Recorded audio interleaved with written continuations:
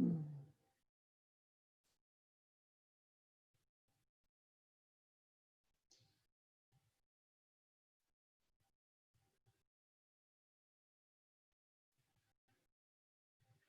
right, it looks like Carrie's recording. Thanks, Carrie.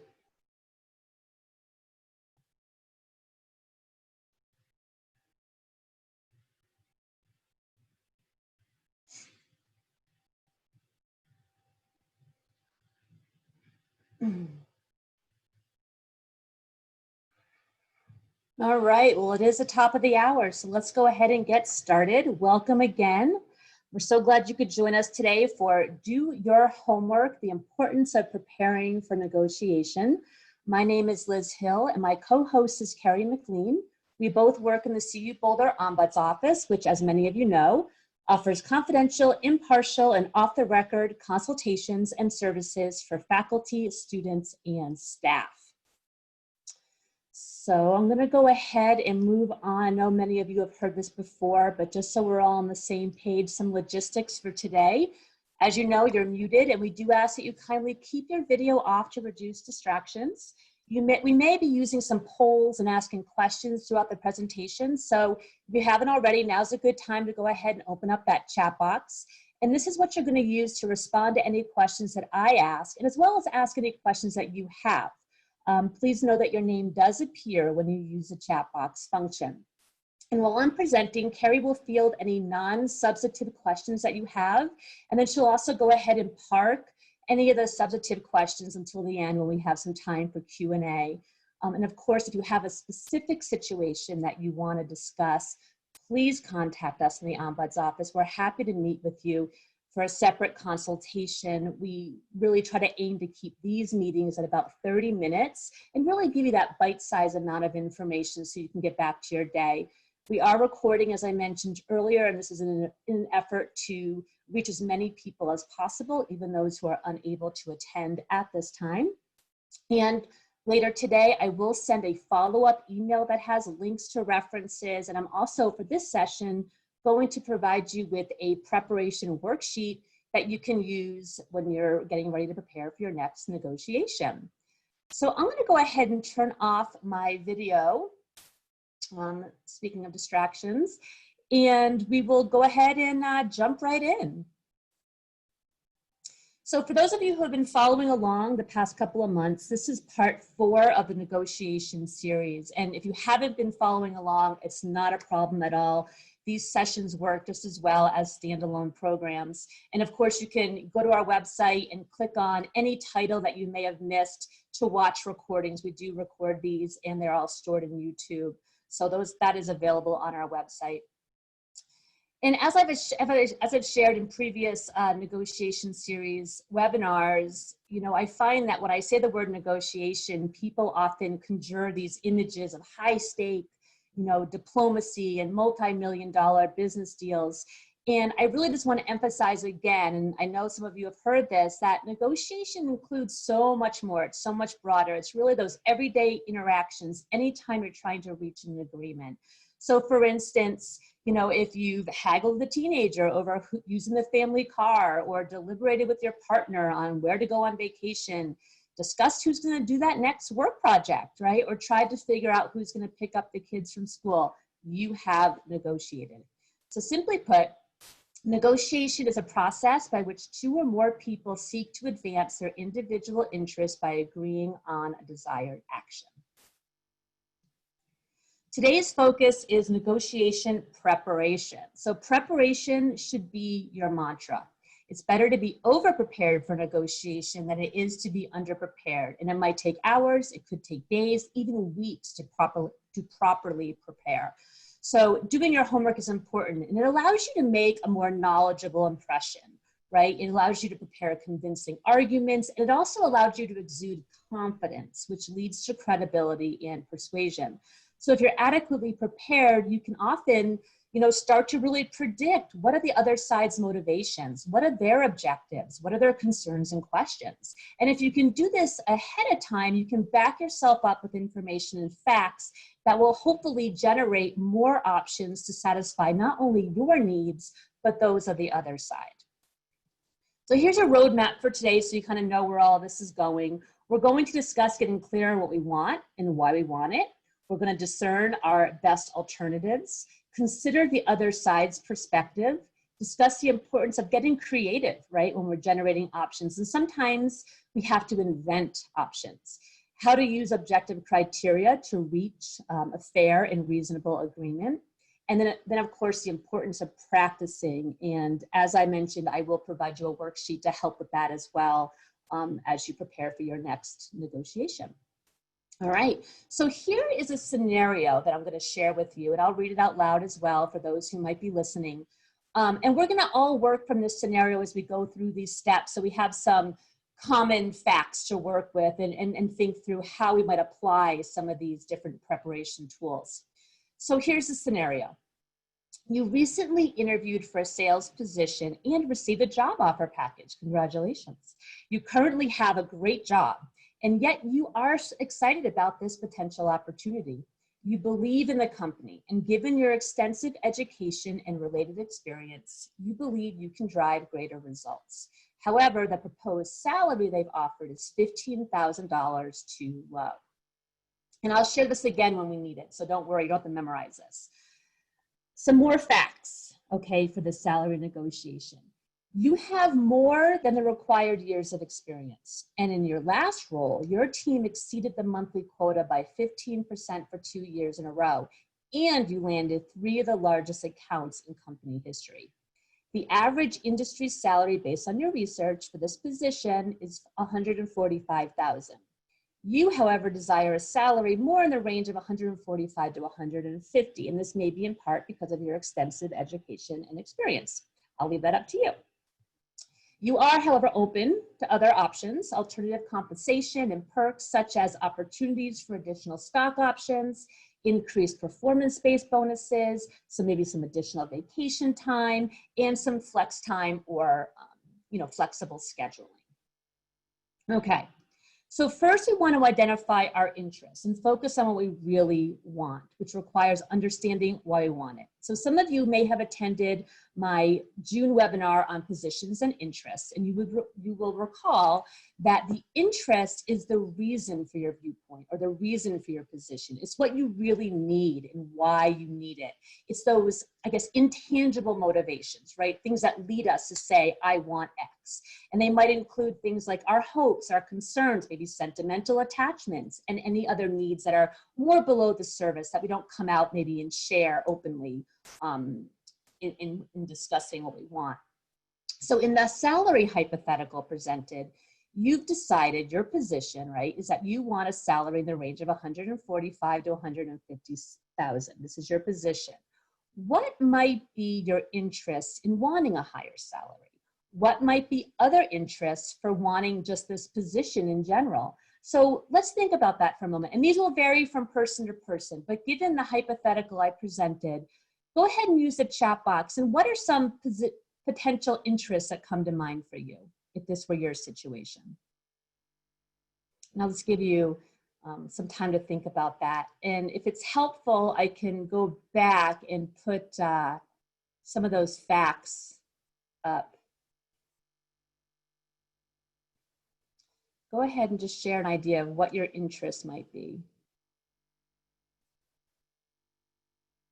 Sure, thanks. Yeah, a large family to help support, right. So you're looking for a job, you like your job, but you're looking for something with more income, good.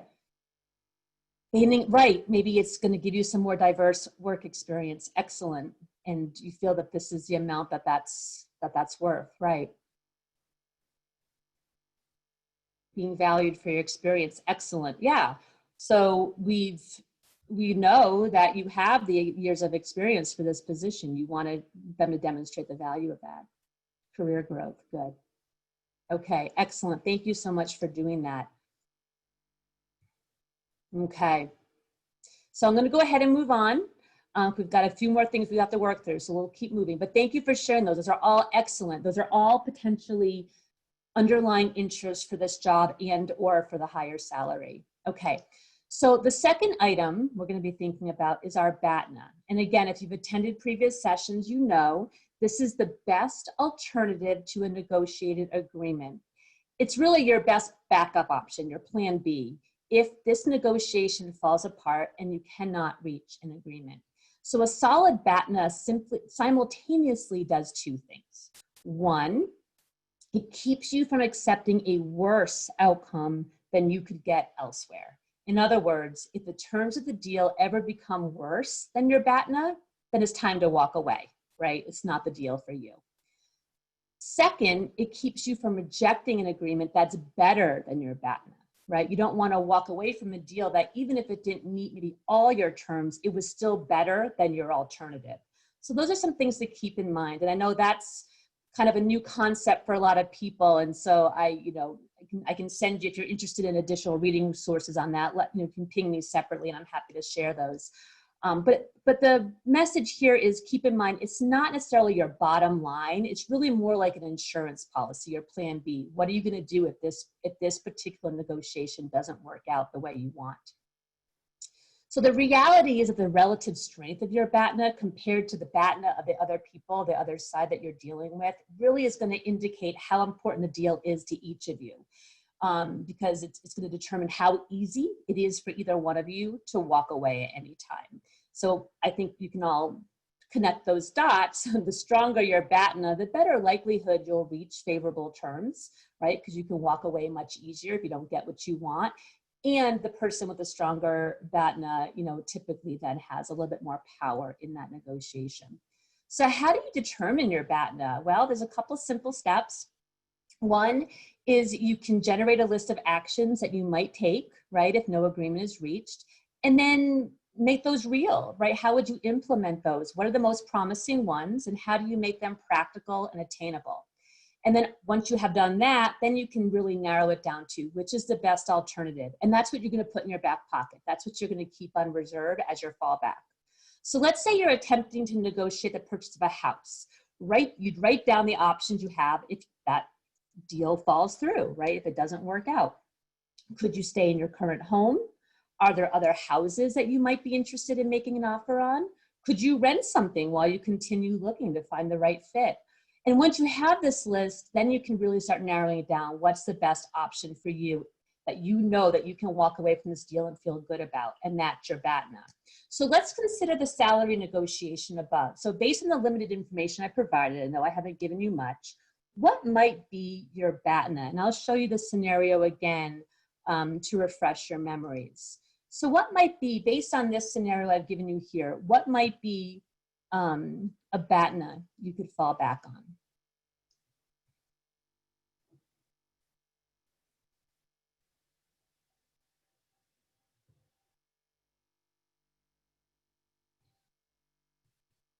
So I don't see a lot. I know it's hard. I know I'm putting you on the spot. It's hard to think while I'm giving you only a few seconds. So let me just throw out an idea. What about, based on this scenario, oh, I see some coming in. Yes, thank you, perfect, staying where you are, right? I mean, that wasn't a red herring. I put that in there because that is probably your BATNA in this situation. You've got a great job. It might not meet all of your needs. However, potentially you could stay there while you keep looking, right? Or so, and then, okay, then I see it's private, so I won't say names, but someone said additional time off. Yes. So we'll get to that when we're talking about options, but that might be some additional options, right? Some leverage that you might have if you can't get the salary you want, getting some extra vacation time. So thank you for that. You're getting a little ahead. We will get to that. And then yes, thank you, Lauren, keeping the current job. So that was really what I was going for. That would probably be your BATNA in this particular scenario. I was trying to keep it simple. Okay. So third, you want to consider the other side's perspective, right? The better you can understand who they are, right? And what they might want, what they need, what their motivations are, parameters, BATNA, et cetera, the better chance you have of reaching your goals. So some questions you might ask, who are they? Trying to understand, like, where do they come from? Their backgrounds, their personalities, their communication style, their negotiation styles. And, you might not be able to get all this information, but perhaps you have a network of people where there's others who have worked with the people involved in this negotiation or negotiated with them before. What would they say? How would they describe them? What do they want? You know, which components of this are likely the most important to them, going to have the most value to them, which are the least important, and what are some of their limitations, right? They may have some, you know, corporate, structural, or other types of limitations on what they can and cannot accept or do. So you could read relevant publications, talk to industry sources, study annual reports, again, ask people who are familiar with the company or the situation, just trying to gather as much information as you can.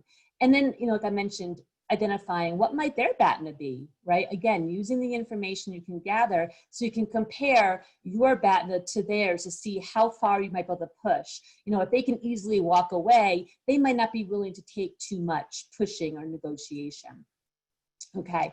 And of course, and this is my ombuds, wearing my ombuds hat here speaking, if you have an opportunity to ask them, right, and to, you know, have like an informal conversation with them to gather some of this, great, right? The more we can directly talk with people and ask people what they want, what motivates them, what's important to them, right, the better off we are. And of course, we want to make sure if we do that, that we actually really listen carefully to not only what's being said, but what's not being said. And I see another chat coming in privately. Their BATNA might be a less experienced candidate who is cheaper. Yes. So you are one step ahead of me again. I love it.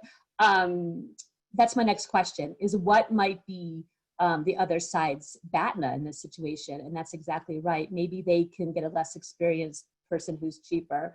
And again, it's going to depend on what's important to them, right? Where are their values? Excuse me. You know, because if sales are down, they might really need your experience and your great sales history. And if they have the room to negotiate salary, maybe they'd be willing to bump it up a little bit. So all of these factors come into play for sure.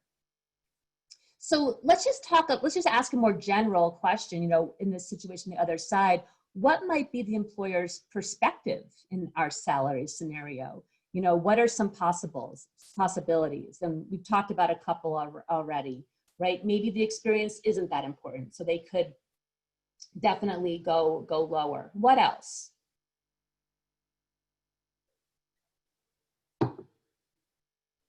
Right, maybe they don't, Lauren said, maybe they don't have the funds, right? Or this really is the top for them, even though the market allows for a little bit more.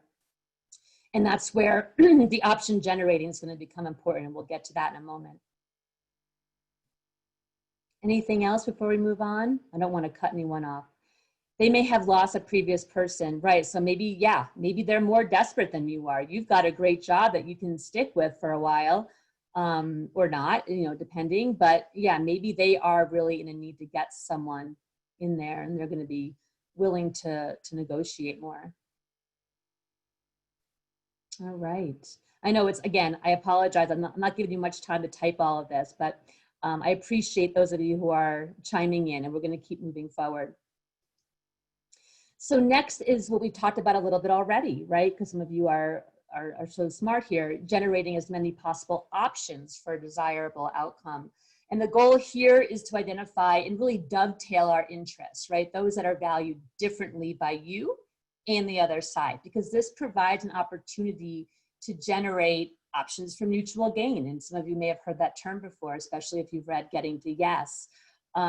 So getting something of value to you while trading something of lesser value, because that item of lesser value to you might be more important to them. So really, you know, some give and take, and this expands the pie, and that's, you know, negotiation lingo. You know, the more information, the more options, the more likely you'll find something that works for everybody involved. So this requires, right, deferring judgment. It's really a brainstorming exercise and getting creative, right? You might have to make things up that you hadn't thought about previously in job supervisions. Okay, so I'm gonna go ahead and turn your videos off. I see some videos popping up. Go ahead and turn those off, please. Thanks so much. Okay, all right, so for example, how about the salary negotiation above? Let's go back to that for a moment.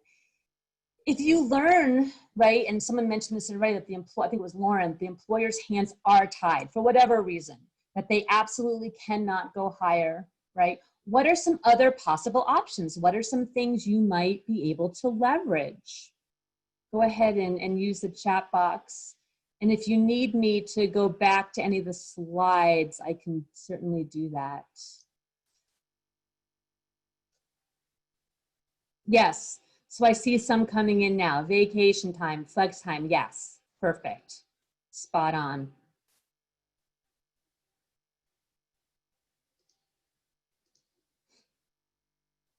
Health insurance, right? Is there some flexibility to negotiate health insurance? Because when you're negotiating salary, right, you're looking at the big picture, not just the income, which may be important depending on your underlying interest. You might actually need those dollars. Um, However, there might be other things you could use, right? And so, you know, health insurance is expensive. And so if you can get a better plan, that's great. Yes, Grace, I love it. Creative, salary review, right? Something that gives you hope that if you come in and perform like you think you will, there'll be an option for a bump up. Other perks to substitute, yes. Generally speaking, that's exactly what we're talking about. So good. Now, I realize that we're already at 18 minutes, but I'm gonna ask, what if there is room to negotiate salary, right? And you know, I'm just gonna add some facts here to mix it up. And you know they have had problems reaching their sales goals in the past. What might you do? You know, is there anything in the description that I provided earlier that you could use to maybe demonstrate how you solve their sales problem and also address your issue of the salary? Anyone remember what that was? Yes. Yes, Marina, perfect. Show your average sales record. If you recall, some of the facts was your previous team rocked it, right? They had great sales. I think they, what did I say, landed like 3 of the biggest accounts. So you can show, you can demonstrate that success, and that's going to have some leverage, right? Because you're solving their problem, which is they need to increase their sales. And it gives you now some real basis and justification for the higher salary. Okay, excellent. Thanks so much.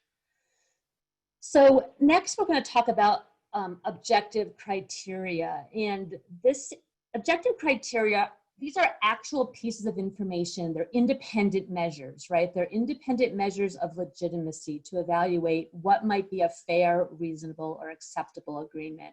And it really does help the parties to determine, right, what should they or should they not agree upon. And it also helps eliminate personal opinions, biases, and things like that. It's concrete information. So objective criteria might include things like policies, procedures, statistics, market value, industry standards, etc. So an example here, an easy example is, many of you on this call have probably bought a car, right? So in negotiating to purchase a particular car, what do? You look at what that car sells for at other dealerships or on certain different websites or in the market in general, right? What is that car truly worth and what is it selling for?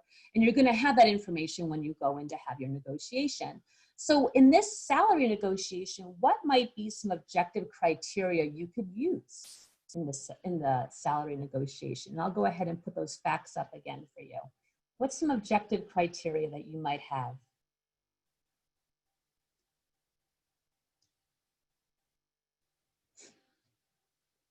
I'll give you a second to get your fingers warmed back up.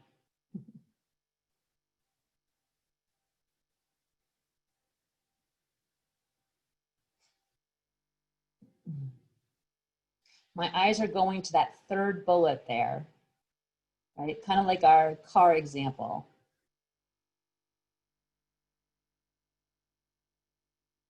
Right? You may have done some research. I'll just go ahead for the sake of time and throw it out there. You may have done some research that tells you the industry standard for this salary is 140,000. So that gives you a pretty solid, thank you, Ruth, exactly.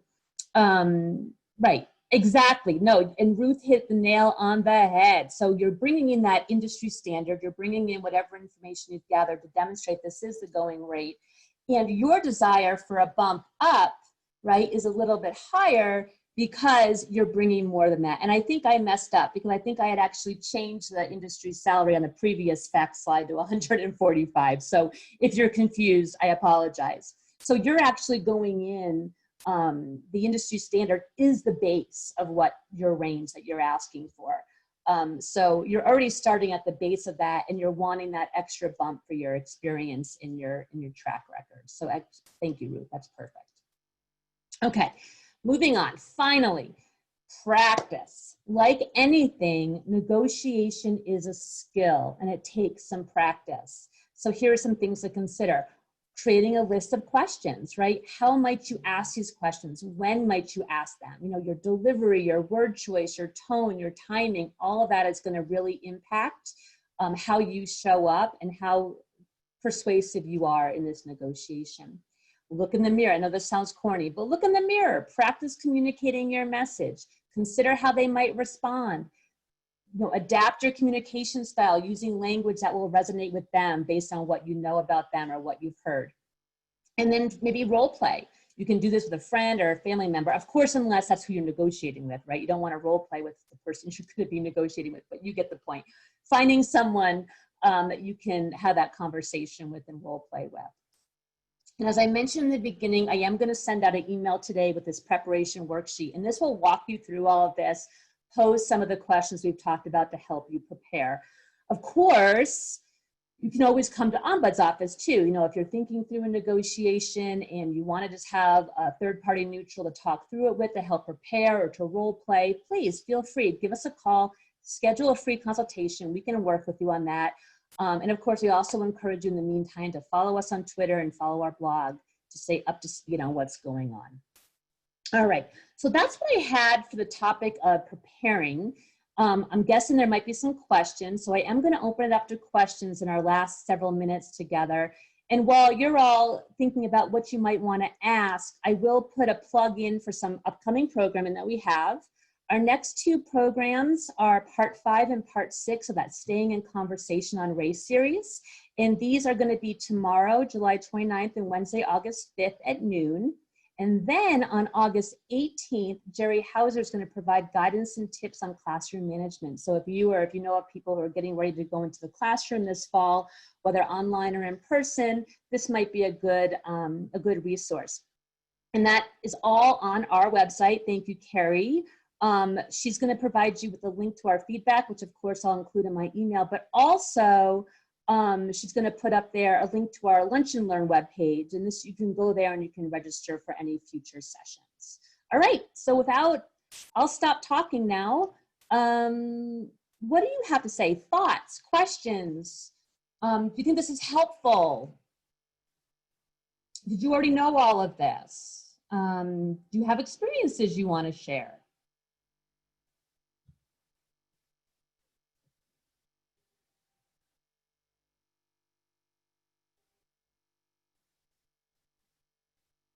Thanks, Eva. Very helpful. No, I didn't know all this. Okay, good. Totally new to me. Okay, Debbie, great. And again, this was quick, right? So feel free to reach out. I'm happy to talk more and really think through some of this with anyone who's interested. Absolutely. Thank you for that. And then I do have a private one, so I won't say the name.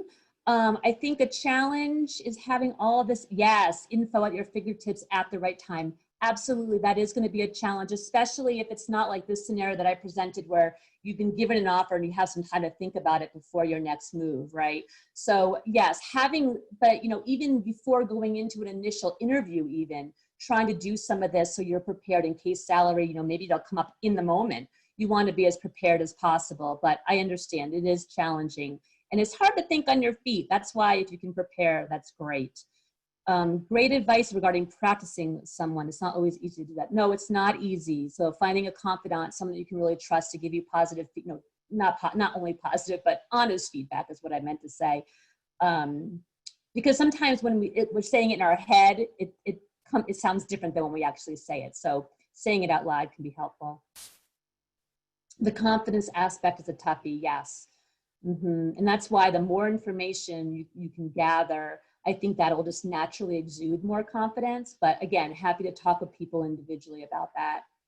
What do you do when you do not get much response to your queries? And I'm trying to, Andrew, I don't mean to call you out, but I'm trying to understand what you mean by response. So you're asking questions, but you're not getting much of a response. Okay, is that what I think that's what you're thinking. You know, making sure they're open-ended questions, right? Following up, you know, maybe saying something like, no, maybe I wasn't clear. Here's what I'm trying to find out, or here's what I'm trying to understand. Or what do you think about, And you can read body language, especially if it's in person or on Zoom, right? If they look puzzled or if they look resistant, you know, you could say, so it looks like maybe you're not comfortable answering that. You know, what about this? You know, and so using more than just word to try to get people to communicate with you. What advice do you have for one when one side isn't negotiating in good faith? Yeah, I mean, it's trying to, again, have as much concrete, that's where the objective criteria, I think, can be super helpful. You know, good faith can show up in many different ways, but if they're not being completely honest and truthful about, you know, how much money they have to spend or what they're looking for, you know, we can't control other people. We certainly can't keep people from lying to us.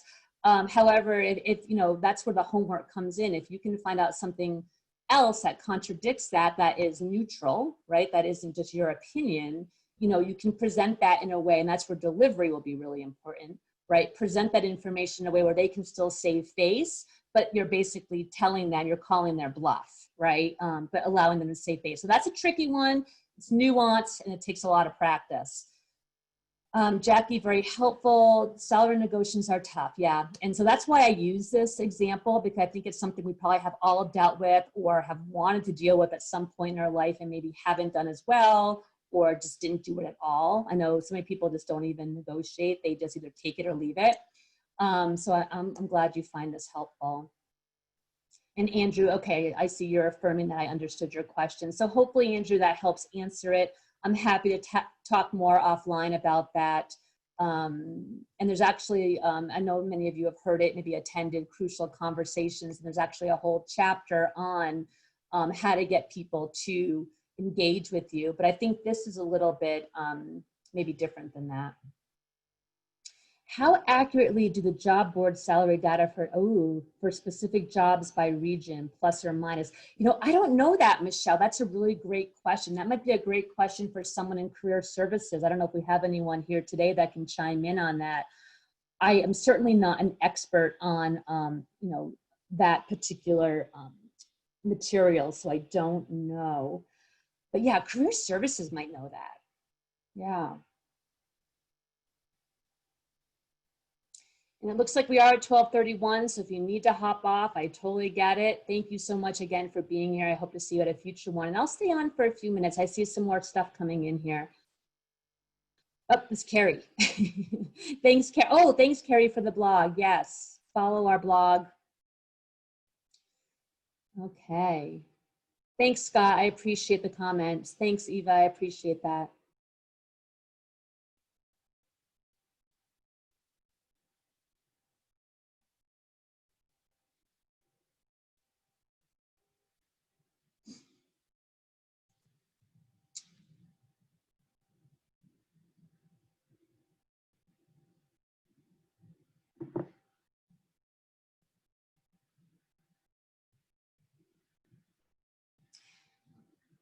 I am still here. I am still reading. I don't know if we're still recording. I should probably look and see if we're still recording. It looks like we are, but we're getting some nice accolades. So thank you all for the nice comments. Appreciate it.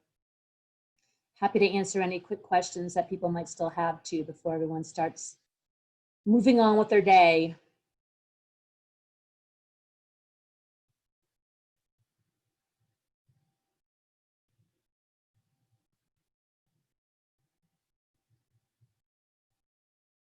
All right, well, I think that's a wrap. I don't see anything else coming in. Carrie, you can go ahead and stop the record. And again, anyone who's still here, thanks again so much. I look forward to seeing you again.